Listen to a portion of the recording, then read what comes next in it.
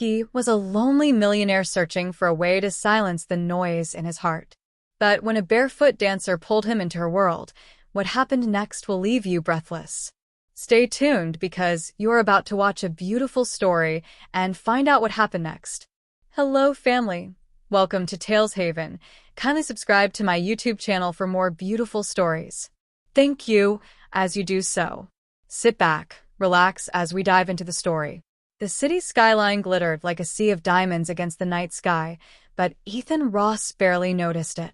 He sat in his penthouse apartment, the kind of place most people would dream of, walls lined with modern art, expensive leather furniture, and floor-to-ceiling windows that overlooked the entire city.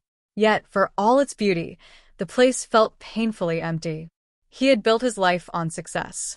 At only 35, he was one of the youngest self-made millionaires in the state. People saw him as powerful, confident, and untouchable. But tonight, Ethan felt nothing close to that. He leaned back in his chair, loosened his tie, and stared blankly at the glowing city below. The day had been exhausting, meeting after meeting, each one more stressful than the last. A multi-million-dollar deal had collapsed that afternoon, and angry calls from investors still echoed in his mind. His company was still thriving, but the constant pressure was wearing him down. It wasn't just work. His personal life had been silent for months. The last relationship he'd had ended bitterly, and since then, he hadn't let anyone close. His friends were mostly business connections, and when the workday ended, so did the conversations. The laughter, the warmth, the human connection, all of it was gone from his life. Ethan sighed deeply, running his hand over his face. The soft hum of the city outside only made the silence in his home feel louder. He could hear the faint ticking of the clock on the wall, each second a reminder that he was alone in this massive, beautiful space. Maybe this is what they mean when they say money can't buy happiness, he thought bitterly. He pushed himself out of the chair and walked toward the window, his reflection staring back at him in the glass. His expensive suit was perfectly tailored, but his eyes looked tired, almost empty. He rested his forehead against the cool glass and whispered, "I need to get out of here. I need to breathe." Grabbing his coat from the rack, Ethan slipped his phone into his pocket and left the apartment without a clear plan. He didn't care where he went. He just knew he couldn't stay in that lonely penthouse another minute. The night air hit him as soon as he stepped outside, crisp and sharp, carrying with it the faint scent of rain. The streets were alive with people heading to restaurants, bars, and clubs. Somewhere out there, people were laughing, singing, living. Ethan walked toward the glow of the city, his hands in his coat pockets, hoping, without admitting it to himself, that maybe tonight he would find something, anything, that could make him feel alive again. Ethan kept walking, following the glow of streetlights and the sound of the city at night. Then he noticed a narrow doorway with a soft red neon sign above it. It read, "Harbor Room." The sound coming from inside was different. Warm, not wild. There was a saxophone, a gentle drum beat, and the low hum of voices. He stopped on the sidewalk and listened. For the first time that day, his chest loosened a little. A doorman in a black coat nodded at him. "Evening." "Evening," Ethan replied, his voice quiet. $15 cover, the man said, friendly but firm. Ethan handed him a card, stepped inside, and felt the world shift. The hallway was dim and lined with old photos of musicians and dancers. The air smelled like citrus, cologne, and a hint of rain that had drifted in from the street. At the end of the hall, a heavy curtain opened into a room lit by soft golden lamps. He paused at the entrance and took it in. Small round tables, velvet seats, a stage framed by long, dark blue curtains. A four-piece band tuned up under the lights, piano, upright bass, drums, and a sax. The ceiling glittered with tiny bulbs like a Milky Way. Conversations blended into a warm murmur. A host approached with a polite smile. "Table for one?" "Yes," Ethan said. The host led him to a table near the back, the kind of place where you could see everything and still stay unseen. Ethan liked it there. He removed his coat, placed it on the empty chair beside him, and sat down. A server came by with water. "Would you like anything to drink?" she asked. "Ginger ale," he said. Lots of ice. She nodded and left. Ethan rested his hands on the table and looked toward the stage. He wasn't sure why he had chosen this place. He only knew it felt gentle. No shouting. No flashing lights. No one trying to impress anyone. Just music and a soft glow. The band began a slow tune, and the first notes washed over the room like warm rain. Ethan closed his eyes for a second and let the sound pass through him. The tightness in his shoulders eased. The low thump of the bass matched his heartbeat. The piano brushed the air like fingertips on silk. The server returned with his ginger ale. The glass crackled as the ice settled. He took a sip. Cool. Sweet. Simple. He realized how long it had been since something small felt good. A man with a microphone stepped onto the stage. Good evening, everyone. Welcome to the Harbor Room. Tonight, you're in for something special. Please give a warm welcome to our star, Sienna. The room answered with soft claps and a few cheers. The band shifted into a new rhythm, a gentle rhythm with a heartbeat inside it, and then she appeared. Sienna stepped from behind the curtain in a blue dress that caught the light like water. Her hair was pulled back, a few curls framing her face. She wasn't trying to shock anyone. She wasn't trying to be loud. She simply stood there for a breath, as if she were listening to something far away. Then she moved. Her first steps were slow and smooth, like a wave rolling onto shore. Her arms floated, then traced the air with clean lines. Every motion had purpose. Nothing was wasted. The room grew quiet, as if everyone had agreed to listen with their eyes. Ethan leaned forward, without meaning to. He had seen famous shows before, big stages, big budgets, big lights. This was different. This felt close. Human. Her dance looked like a story that had no words, yet he understood every beat. When the saxophone cried, her body bent with it. When the drum tapped, her feet spoke back.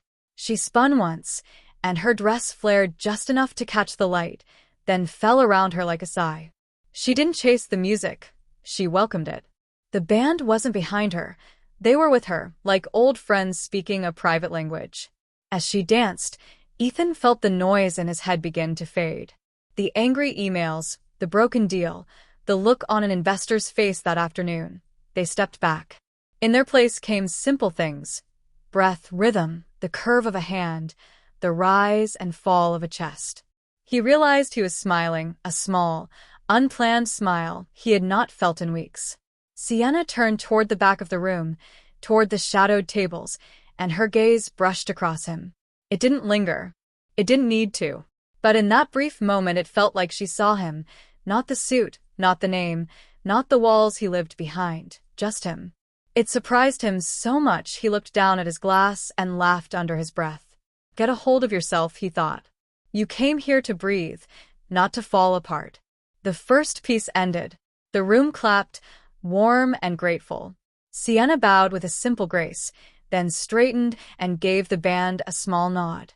The pianist answered with a few bright notes, and they began the second number, lighter, playful. Sienna's feet tapped the floor like soft rain. Her shoulders rolled in time with the bass. She moved through the space without hurry, but with a quiet confidence that filled the stage. At a nearby table, a couple stopped whispering and watched with their fingers intertwined. At another, a woman leaned forward, her chin in her hand, eyes wide. The server who had brought Ethan his drink stood still for a moment at the edge of the aisle, forgetting the tray in her hands. The room wasn't just watching a dance. It was sharing it. Ethan noticed details he wouldn't usually catch. A tiny scar on Sienna's wrist that flashed when her hand lifted. The way she hid a short breath behind a smile after a demanding turn. The silent count of her lips for 5, 6, 7, 8 before a leap. Little truths that made her real, and somehow made the performance even more beautiful. Midway through the set, the music softened again. The lights dropped to a deeper gold. Sienna slowed, and for a moment, she simply stood still, breathing. Then she placed her palm over her heart, opened her hand as if letting something go, and followed it with her body, a small, tender gesture that said more than any words could. Ethan felt it land inside him with a quiet thud. He didn't know why, but his eyes stung. He took another sip of ginger ale and let the ice touch his lips. He didn't want to cry in a room full of strangers. But it wasn't sadness. It was relief, like a window cracking open in a stale room. The air was getting in. The final piece of the set began with a gentle drum pattern. Sienna answered with precise steps, then broke into a bright, spinning phrase that made the tables blur behind her. When she stopped, she did it on a dime, still as a statue, and the room held its breath. Then the saxophone slid up into a long, aching note, and she let her head fall back, the curve of her throat shining under the light. The note held, and time stretched with it. When it ended, the harbor room erupted. Not wild cheers, not noisy whistles, something better. Grateful applause that rose like a warm tide and wrapped the stage. Sienna bowed again, hands pressed together for a heartbeat, as if she were thanking each person one by one. Ethan found himself clapping too hard, then stopped, embarrassed, and laughed at himself. The server appeared at his side. "Another ginger ale?" she asked softly, as if not to break the spell. "Please," he said. His voice sounded lighter. As the band shifted into a quiet interlude, Sienna stepped off the stage and disappeared behind the curtain. The room slowly returned to its soft murmur. People began to talk again, but the glow of the performance stayed, like heat in a room after the fire goes out. Ethan sat back. He felt different. Not fixed. Not suddenly happy. But lighter. As if someone had taken a heavy coat off his shoulders and hung it on a chair. He rubbed his thumb along the wet ring the glass had left on the table and smiled at nothing. He looked toward the hallway, where performers sometimes passed through on their way backstage. He didn't know what he expected, a glimpse, a word, a chance to say thank you, but he knew one thing clearly. He wanted to see her dance again. He wanted to hear the band find her steps and watch her answer back. He wanted to hold on to this quiet feeling a little longer. The host returned to the stage. "We'll take a short break," he announced. Another set in 15. Chairs shifted. Glasses clinked. The band members stretched their fingers and laughed among themselves. Ethan checked his phone out of habit, saw the list of emails waiting, and locked the screen without opening a single one. He wasn't ready to leave this room. Not yet. He lifted his fresh ginger ale, let the ice tap his lip again, and kept his eyes on the curtain. Somewhere behind it, Sienna was catching her breath, maybe sipping water, maybe tying a loose strap on her shoe. In a few minutes, she would step back into the light. And for the first time in a long time, Ethan knew exactly where he wanted to be when she did. The applause from her first set was still echoing faintly in Sienna's ears as she slipped backstage, the heavy curtain falling behind her. She took a deep breath, feeling the heat of the stage still clinging to her skin. A stagehand handed her a bottle of water, and she mouthed a silent "thank you" before sinking into a small, worn-out chair in the corner. Back here, the golden light of the harbor room was replaced by dim bulbs and the faint smell of hairspray. The glamorous shimmer of the stage always faded fast, replaced by the reality she carried every day, a reality she rarely let the audience see. Sienna unscrewed the cap of the water bottle and took a long drink. Her fingers trembled slightly, not from nerves but from exhaustion. This was her third night in a row performing 2 full sets, and her body was tired. But it wasn't the kind of tired that sleep could fix. It was the weight of life pressing down on her, the kind that no amount of rest could wash away. She pulled out her phone and checked her messages. A new one blinked at the top from her younger brother, Aiden. The hospital called. "They moved my next scan to Monday. Love you." Sienna smiled faintly at the "love you," but her chest tightened. Aiden was only 16, and he'd been in and out of hospital since the accident that damaged his spine. She worked every night to pay for his therapy and medical bills, but it always felt like a race she was barely keeping up with. She put the phone down, pressing it face down on the makeup table. There was no space for tears right now. Tears took energy she needed for her next performance. She looked at her reflection in the small, scratched mirror. Under the soft powder and lipstick was a face that had seen too many sleepless nights, too many worries. But she knew how to hide it. Years of performing had taught her that the audience wanted magic, not the weight behind it. Still, there was something different tonight. When she was on stage earlier, she had noticed him, the man at the back, sitting alone with a glass of ginger ale. He wasn't like the other patrons who came in groups, laughing too loudly or leaning in too close to the dancers. His gaze wasn't heavy or greedy. It was curious, gentle almost, as if he wasn't just watching her dance, he was listening to it. She had danced for hundreds of strangers, but something about him had made her want to tell the truth through every step. It wasn't about impressing him. It was about being seen, even if just for a few minutes, as more than a performer in a blue dress. One of the other dancers, Marcy, breezed past with a tray of jewelry in her hands. "Great set," she said with a wink. Table 7 was practically drooling. Sienna smiled politely, but her mind wasn't on Table 7. It was on the man in the back corner. He hadn't smiled much, just a faint curve of the lips near the end of her second piece. But that small reaction had felt more real than any loud cheer. She stood and began to stretch her legs, letting the tension roll out of her muscles. Soon she would have to go back out there. The second set was different, more playful, more interactive. But she knew her heart would still carry the weight of her own story, and maybe it would reach him again. From the other side of the curtain, she could hear the clinking of glasses and the low hum of conversation. The host's voice cut through, announcing the return of the band in 5 minutes. Sienna adjusted her dress, checked her hair one last time, and steadied her breathing. "Smile," she told herself. "The stage doesn't care about your problems." But as she walked toward the curtain, a quiet thought slipped into her mind, a thought she hadn't expected. Maybe tonight, the stage isn't the only place where someone might see me. She took her place in the wings, listening to the opening notes of the band's next song. Somewhere out there, in the shadowed corner of the harbor room, the man with the tired eyes and the ginger ale was waiting. And though she didn't know his name, she knew exactly where her gaze would fall when she stepped back into the light. The curtain parted, and there she was, Sienna, stepping back into the spotlight as if she had been made for it. Her blue dress shimmered softly with each step, catching the light in ways that made her seem almost unreal. But Ethan wasn't seeing her as just a performer anymore.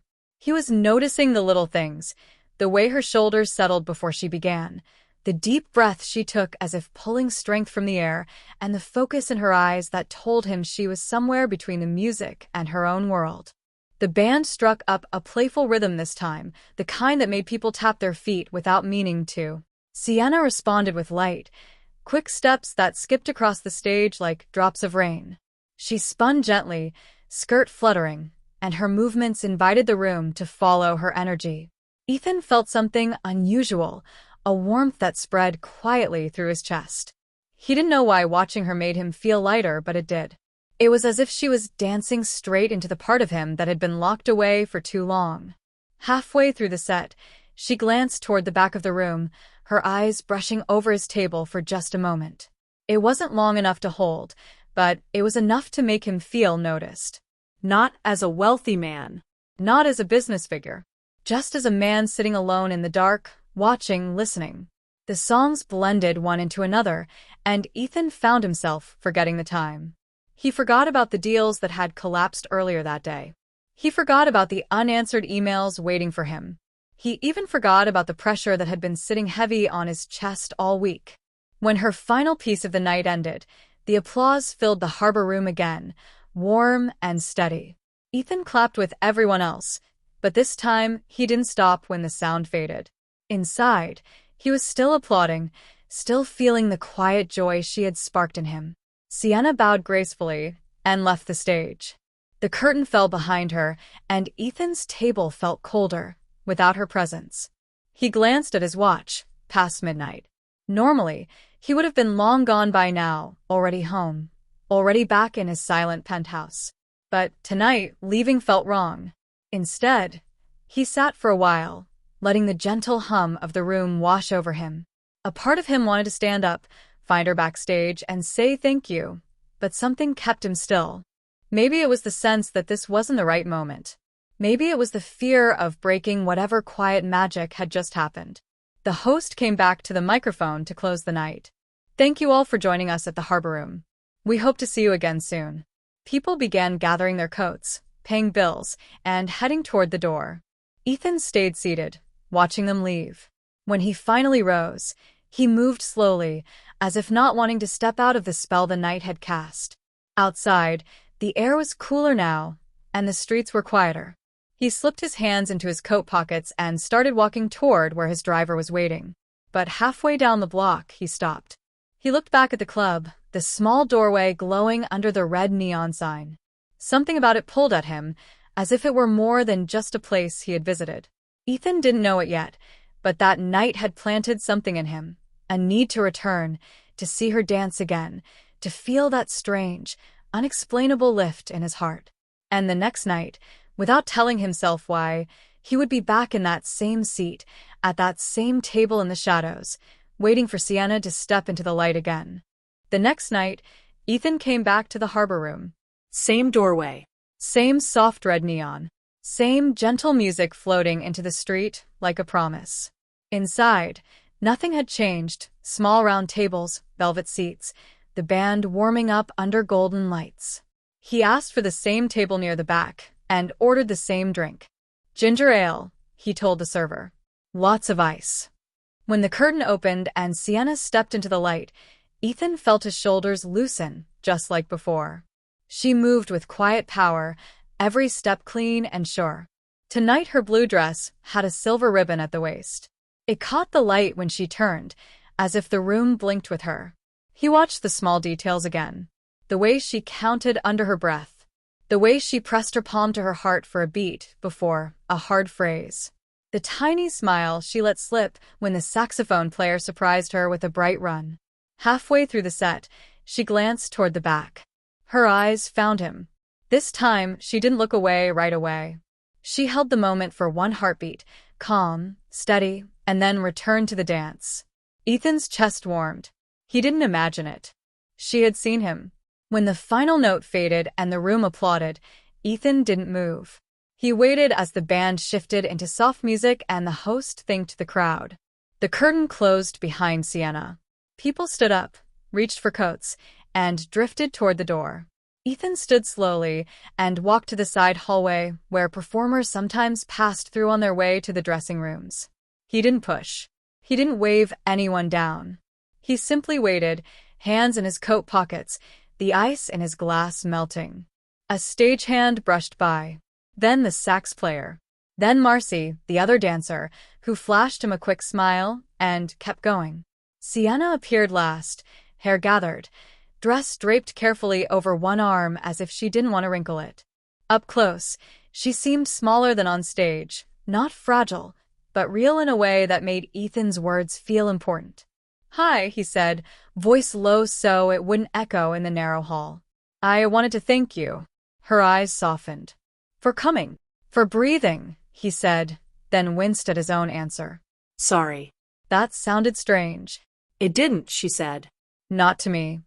They stood there for a moment in the quiet. The low hum of the room faded behind the curtain. Someone laughed by the bar.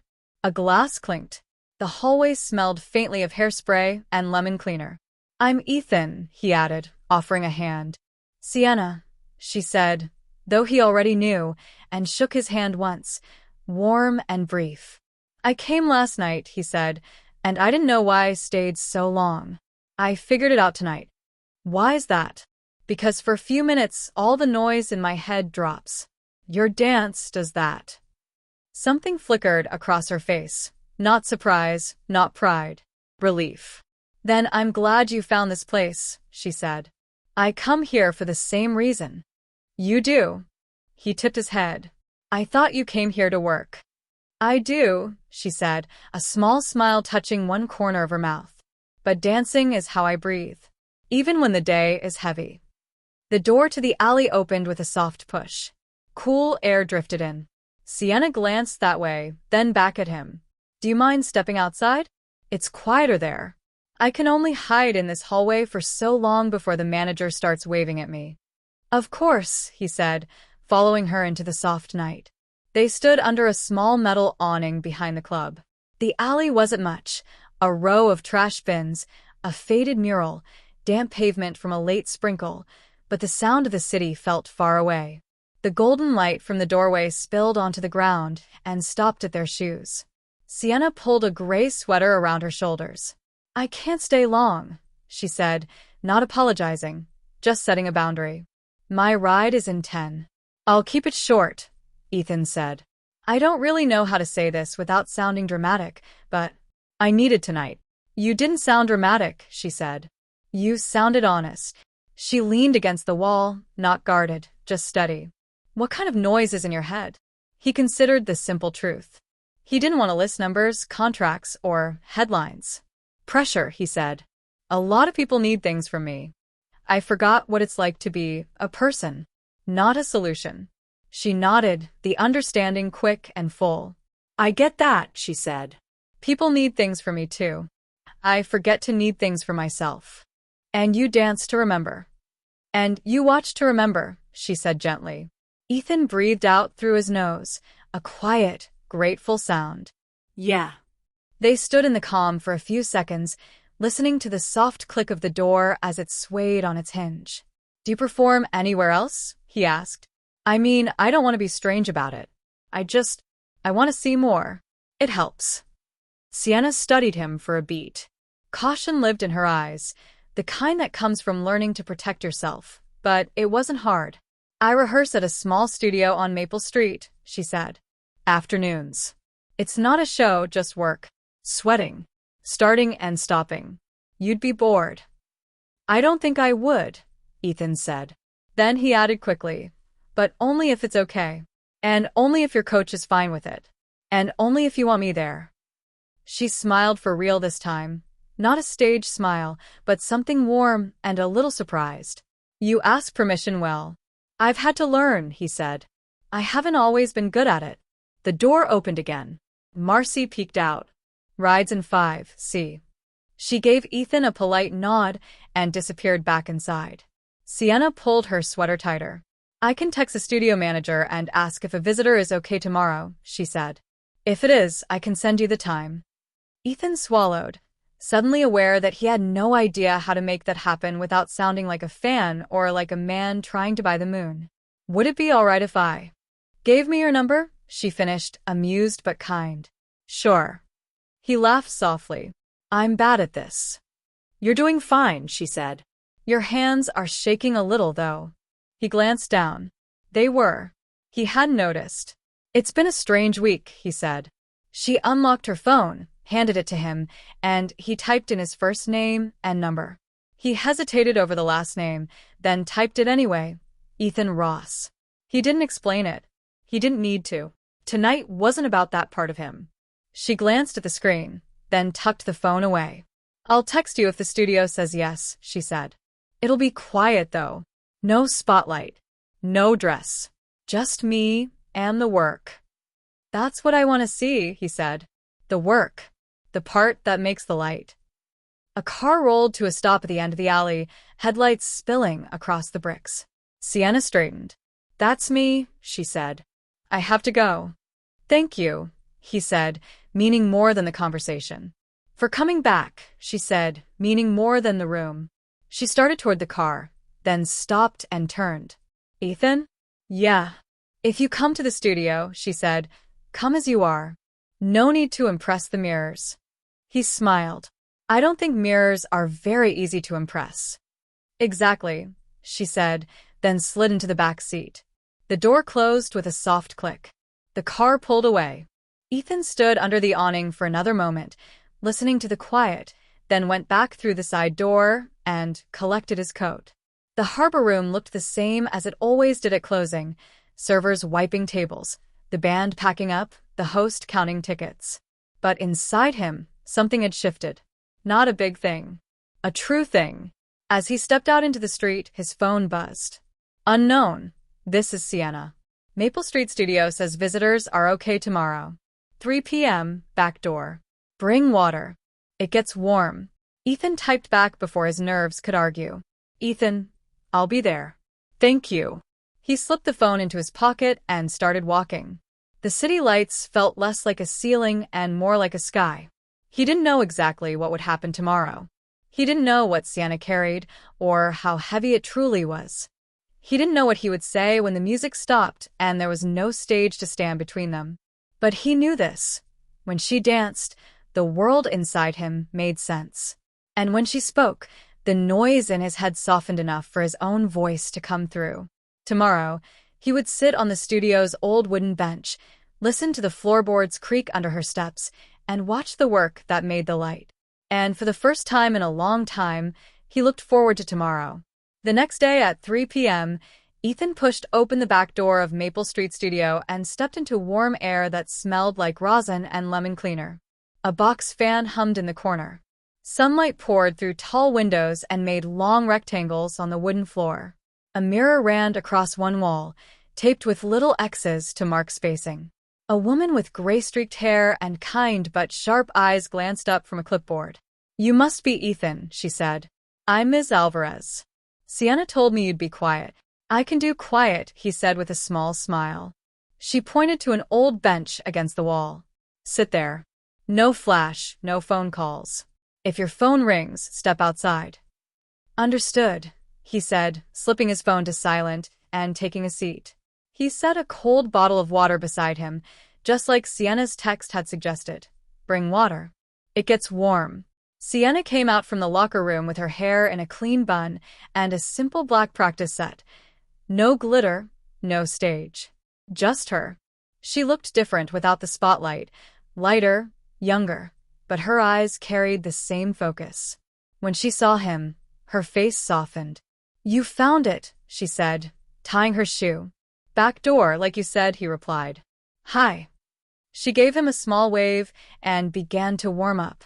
No music at first, just breath and control. She rolled her ankles. She stretched her calves. She lay on the floor and pulled one knee to her chest, then the other. Her breath counted the rhythm. 4, 5, 6. Ms. Alvarez clapped once.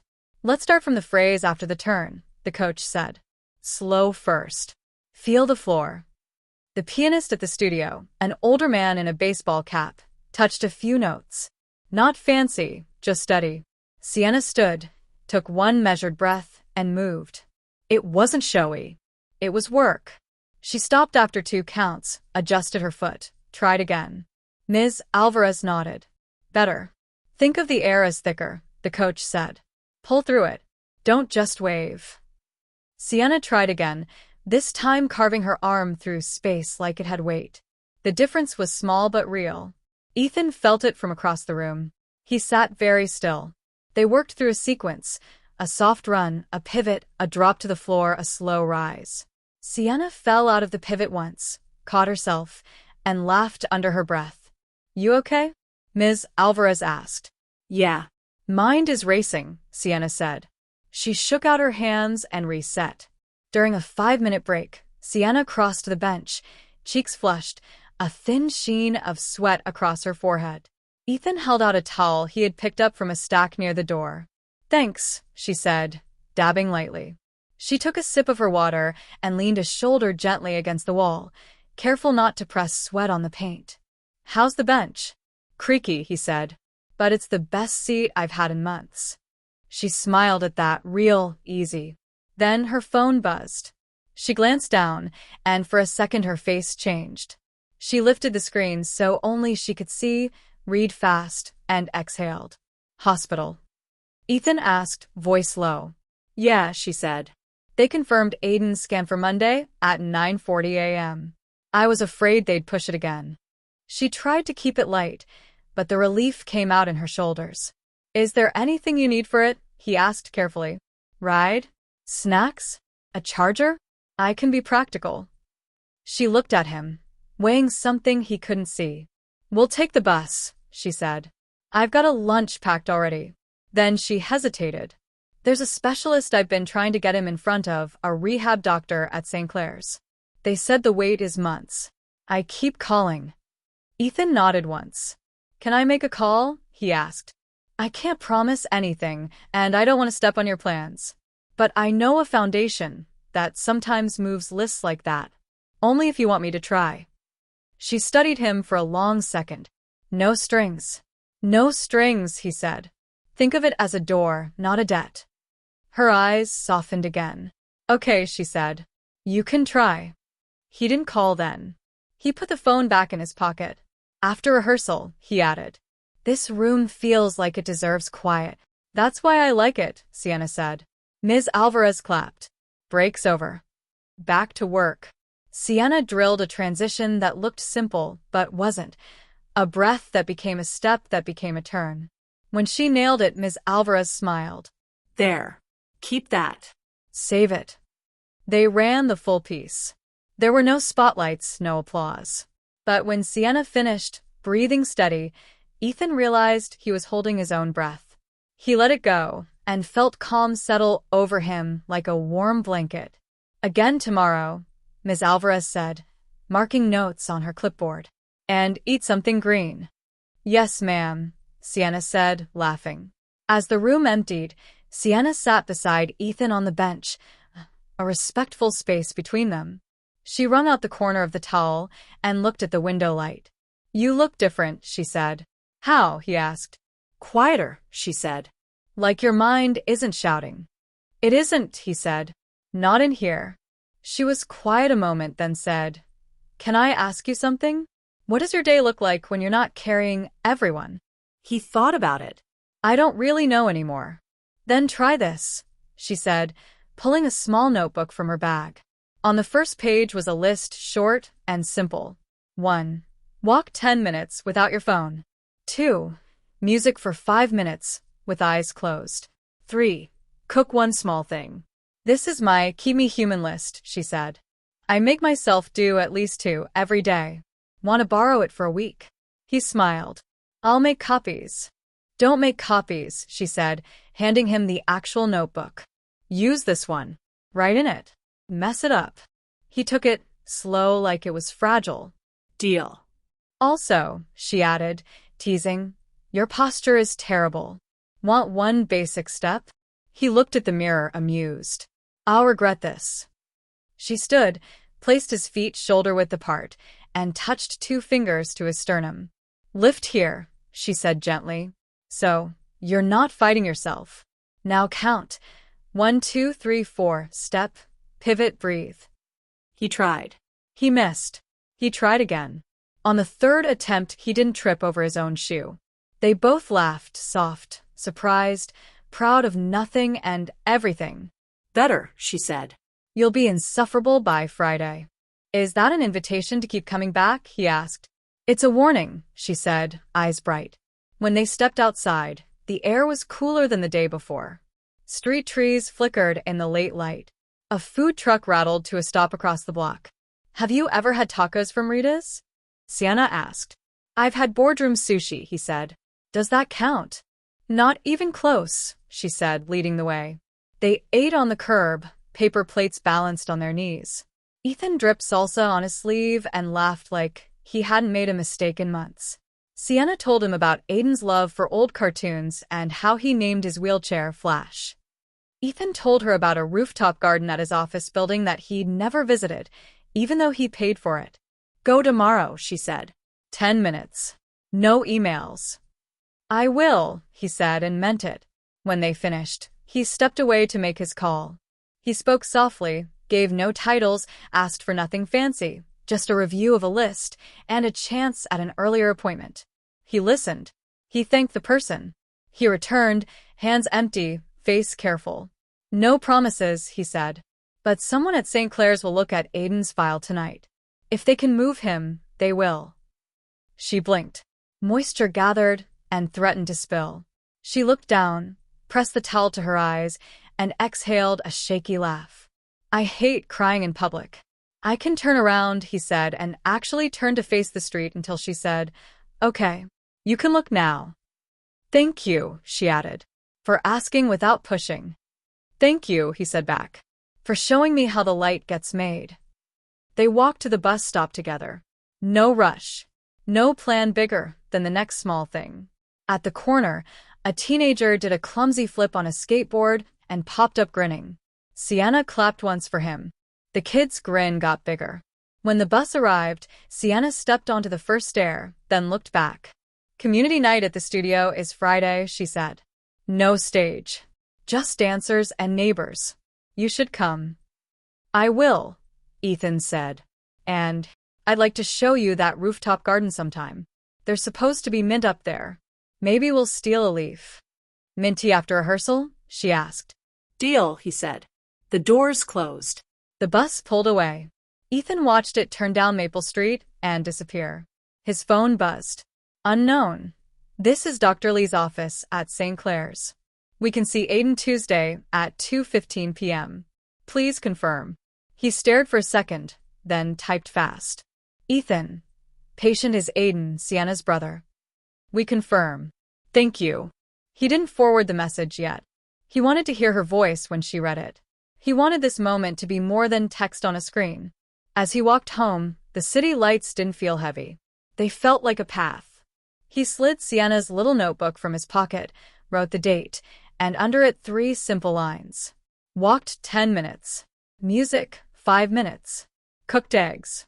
Beside them he added, almost shyly, helped open a door. And for the first time in a long time, Ethan didn't go back to a lonely penthouse. He went back to a life that slowly, honestly, was starting to feel like it could be shared. Friday evening came quicker than Ethan expected. The week had been full, but not in the way it used to be. Not crowded with back-to-back meetings and endless phone calls, but filled with moments that made him feel human again. He had gone to the rooftop garden like Sienna suggested, stolen a leaf of mint, and sent her a picture of it sitting in his palm. She'd replied with a laughing emoji and the words, "Now you just need tea." He had also been counting down the days to tell her the news about Aiden's appointment. He had waited until Tuesday, just as the message from St. Clair's had promised. He met her and Aiden at the hospital entrance, watched as the doctor shook her hand, and saw the light of relief spread across her face. That moment alone made the effort worth it. Now, standing outside Maple Street Studio for community night, Ethan could hear music and laughter spilling onto the street. It wasn't the same polished energy as the harbor room. This was warmer, looser. People chatted as they held paper cups of lemonade, and little kids danced in the doorway before running back to their parents. Inside, the wooden floors gleamed under strings of fairy lights. No stage, no velvet curtains, just open space for anyone brave enough to step forward. A group of teenagers tried out their moves in one corner, giggling when they missed a beat. An elderly man tapped his cane to the rhythm of the music. Then he saw her. Sienna was by the snack table, her hair loose over her shoulders, wearing a soft green dress and bare feet. She spotted him instantly and waved him over. "You came," she said, smiling in a way that seemed to reach her eyes first. "I told you I would," Ethan replied. "And I wanted to see the famous community night." "It's not famous," she laughed, "but it's my favorite thing here. Everyone leaves their pride at the door." They stood together, watching as a little girl no more than 7 spun in clumsy circles while her father clapped along. "This is where I learned to dance without fear," Sienna said softly. "Before I had to think about paying bills, before I had to be perfect on stage. Just me and the music." Ethan glanced at her. "Maybe I need that lesson too." Her eyes lit up. "Then come on." He laughed nervously. "Here? In front of all these people?" She shrugged. "They're not looking at you. They're too busy having fun." Before he could overthink it, she took his hand and led him into the open floor. The music was upbeat but gentle, easy enough for even a beginner to follow. Sienna kept it simple for him, guiding his steps, counting softly under her breath. "Lift here," she reminded, touching his chest lightly. "And remember, breathe." At first, Ethan stumbled. He stepped on her toes once, and they both laughed. But then something shifted. He stopped thinking about his feet. He started listening to the music. And for a brief moment, he felt what she must feel when she dances, the freedom of letting go. When the song ended, people clapped for everyone on the floor. Ethan bowed dramatically, making Sienna laugh harder. They stepped aside, breathing easier, both flushed from movement and from something deeper. They spent the rest of the evening talking to neighbors, sampling homemade cookies, and watching kids try daring spins. Every so often, Ethan caught Sienna's gaze, and they would exchange a small, knowing smile, the kind that doesn't need words. As the night wound down, The crowd thinned until only a few people were left sweeping and stacking chairs. Sienna walked Ethan to the door. Outside, the air was cool, carrying the faint scent of rain. "I like you better without the suit," she teased, looking at his rolled-up sleeves and scuffed shoes. "I like me better too," he admitted. "And that's partly your fault." She tilted her head. "I'll take that as a compliment." "It is," he said. He paused, searching for the right words. "Before I met you, I didn't realize how much I'd been living without light. Not just the kind that comes from the sun or a lamp, the kind people carry. You've given that to me." Her eyes softened, and she stepped closer. "And you've given me something too. A reminder that I'm more than my struggles. That someone can see me and still want to stay." They stood there, the city buzzing softly in the distance, their hands finding each other naturally. "So," she said, "what now?" "Now." Ethan smiled. "Now we keep doing the small things. Dancing. Laughing. Helping each other breathe. And maybe," he added, "finding more mint leaves to steal." She laughed, the sound warm and unguarded. "Deal." He pulled her into a gentle embrace, not rushed, not desperate, just steady. The kind of embrace that says, "I'm here, and I'm not going anywhere." From that night on, they didn't just meet in studios or under stage lights. They cooked together in small kitchens, walked through quiet parks, and visited Aiden during his rehab sessions, cheering him on as if he were family, because, slowly, they were becoming one. And as the days turned into weeks, Ethan realized something important. It wasn't just Sienna's dance that had healed him. It was Sienna herself. Two people who had been carrying heavy weights had found in each other a place to rest. And together, step by step, they began to move through life not as strangers crossing paths, but as partners, in every sense of the word. That brings us to the end of this video. If you find this story worth watching, kindly subscribe to my channel for more beautiful stories. Like and share this video to your friends and loved ones. Your support and engagement encourage me to post more videos. Thanks for watching.